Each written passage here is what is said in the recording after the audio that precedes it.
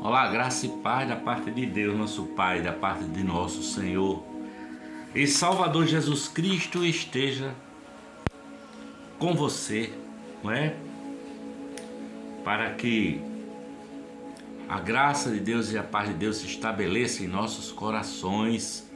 Por isso eu oro agora já pedindo a Deus, nosso Pai, que nos dê o entendimento, nos guie a todo entendimento pela reflexão da sua palavra feita aqui no nosso canal por nós mesmos, né? Que a graça de Deus seja estabelecida, que o amor de Deus e que o Espírito Santo nos encha de toda sabedoria e nos conduza à paz de Deus que excede a todo entendimento. E eu começo lendo aqui o capítulo 15 da carta de Paulo aos Romanos até o versículo 7. E diz assim, olha: mas nós que somos fortes devemos suportar a fraqueza dos fracos e não agradar a nós mesmos. Portanto, cada um de nós agrade ao seu próximo o que é bom para a edificação.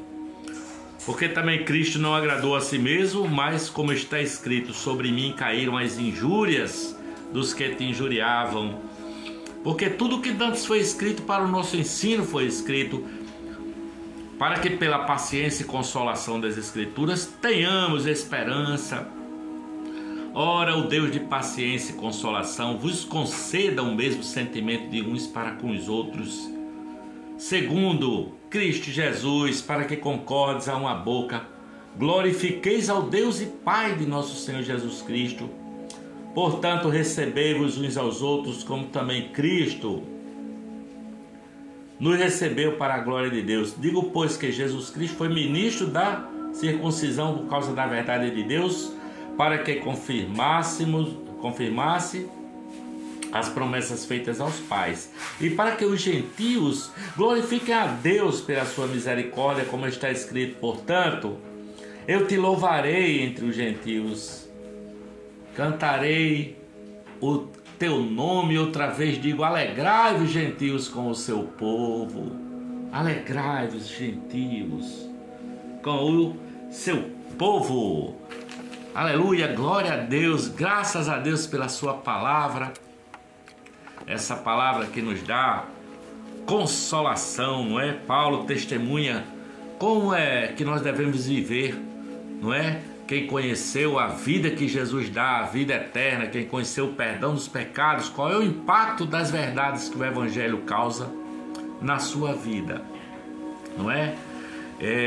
Paulo diz assim, no capítulo 15 de Romanos, ele está falando, olha, nós não somos seres prontos, nós não somos 100% humanos, não é?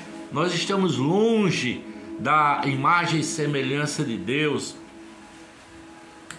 porque só Jesus de Nazaré é um Filho de Deus completo, não é? Um Filho de Deus verdadeiro, aquele que foi morto numa cruz por nossos pecados, ressuscitou ao terceiro dia, depois de 50 dias, 40 e tantos dias, subiu ao céu e está à direita do Pai, intercede por nós, e de lá enviou o seu Espírito Santo. Portanto, ele, Jesus de Nazaré, a plenitude de Deus, e pela graça de Deus, é isso que nós estamos destinados a ser, um Cristo Jesus aqui na terra, um Jesus Cristinho aqui na terra. Estamos destinados a ter a mesma natureza de Jesus, não é? Essa natureza que é capaz de vencer a morte.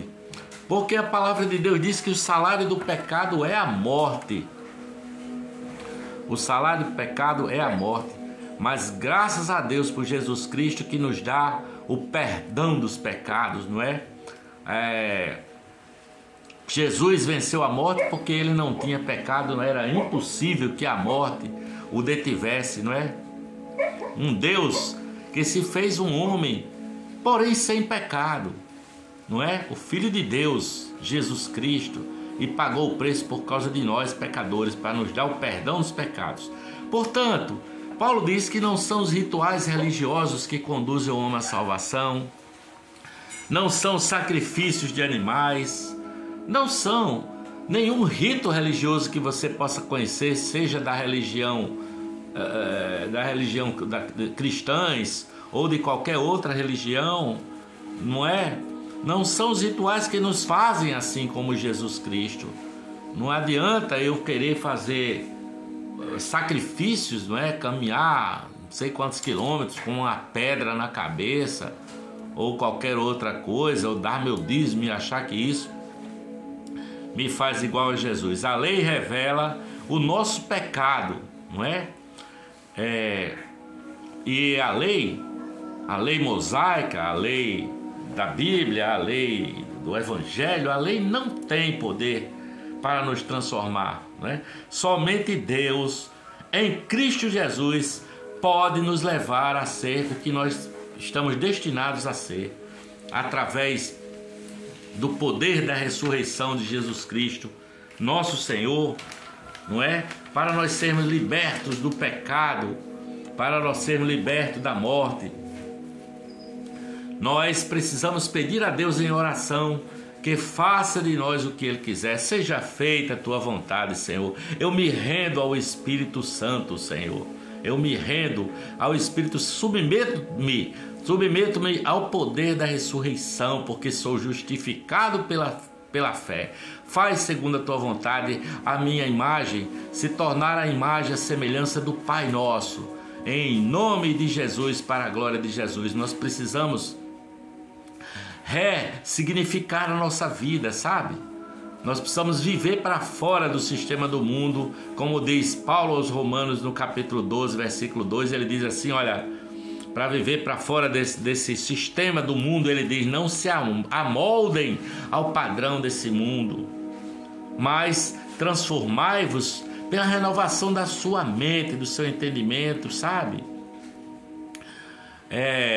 Para que você experimente a boa, agradável e perfeita vontade de Deus. É isso que ele diz. Há um conjunto de ideias nesse mundo, há um conjunto de coisas que nós precisamos fazer porque estamos vivendo aqui, não é? Precisamos trabalhar, precisamos estudar, Hoje, por exemplo, eu começo uma nova fase na minha vida e já peço que Jesus me abençoe, que Deus me abençoe, começando hoje a aula inaugural do mestrado lá no IFRN. Mais uma fase de estudos. É necessário, mas o conjunto de coisas desse mundo, elas nos alienam das vontades de Deus e do reino de Deus, né? Elas são alienantes, sabe? E Paulo fala aí no capítulo 15 que a tarefa de pregar aos gentios, de proclamar o evangelho de Deus para os gentios, se tornou assim, fez com que para que os gentios se tornassem aceitáveis a Deus, não é? E ele diz que tudo mais ele considera como nada, ele considera até como esterco para poder anunciar a Cristo, para poder ganhar a Cristo, né? Ele diz que a coisa mais importante na sua vida é Jesus Cristo, anunciar o reino de Deus, o evangelho da salvação. Esse é o encargo de um cristão, não é? Manifestar o reino de Deus. Esse é um sagrado ofício de anunciar o evangelho a toda e qualquer criatura, sabe? Viver sob o poder do Espírito Santo, a ministração do poder da ressurreição, experimentando assim o milagre do que a gente chama de novo nascimento, não é? E invocando o poder da ressurreição, sabe? Na sua vida. Eu me glorio em Jesus Cristo, naquilo que Cristo fez por mim, naquilo que Cristo faz por mim, e anuncio o evangelho da salvação, sabe? Não é? Paulo diz, proclamei o evangelho a toda criatura, não é? E chega a dizer assim, olha, fiz-me de tudo para com todos, para poder ganhar alguns. Versículo 30, ele pede que orem a Deus em seu favor, sabe? O cristão que está vivendo sobre o amor de Deus e do evangelho, ele sabe o quão difícil é andar nesse mundo com tanto manifestação de coisas contrárias à palavra de Deus, tanto o mundo como o poder dos seres invisíveis das trevas, É uma luta espiritual, né? Sem falar que as pessoas desacreditam e muitas vezes achincalham quem tem assim essa boa notícia na mente, na boca, no coração, não é? Porque aí por isso que eu faço como Paulo: orem em meu favor, tá? Para que eu me torne cada vez mais evangelho. Significa para que eu me torne cada vez mais solidário, para que eu me torne um sujeito sem medo de nada, sem temor de coisa alguma, para que eu me torne cada vez mais bondoso, misericordioso, para que eu me sinta integrado na comunidade do reino de Deus e de nosso Senhor e Salvador Jesus Cristo, né? Não carregando a raiva nem o ódio no coração de jeito nenhum, por ninguém, por nada, amando até aquele que te odeia, aquele que te persegue. Você passa a orar, vencer o mal com o bem do teu coração. Você se torna um acolhedor, você vive para servir, não é? Que faz, vivendo assim que faz você chegar na plenitude de Jesus Cristo de Nazaré, sabe? Buscando viver em santidade, vivendo na plenitude da bênção de Jesus Cristo, nosso Senhor. O Evangelho, diz a palavra, é o poder de Deus para a salvação de todo aquele que crê, primeiro do judeu e também do grego. Eu espero que essa palavra tenha chegado ao seu coração, para a honra e glória do Senhor e Salvador Jesus Cristo, nosso Senhor. Ali atrás eu tenho, na parede, um quadro de Dorian Gray Caldas, o saudoso artista norte-riograndense Dorian Gray Caldas. E tem uma escultura ali de um dorso também muito linda, que eu acabei pintando de branco. Ela era na cor de cimento, primeiro eu tinha pintado de uma outra cor, e agora gostei tanto do resultado.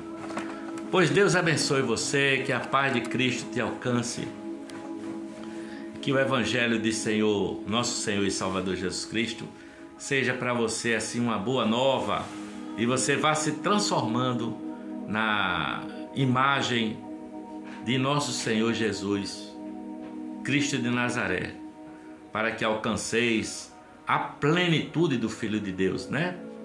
Porque um dia passado esse tempo aqui nessa terra, essa peregrinação chegando aqui ao fim, nós atravessaremos o portal da morte e nos encontraremos com Deus Pai e com Jesus Cristo de Nazaré na eternidade, para ter uma vida eterna, viver dessa forma eternamente, nesse lugar em que olho nada viu, ouvido não ouviu e nem sequer chegou ao coração do homem as coisas que Deus tem preparado para aqueles que o amam.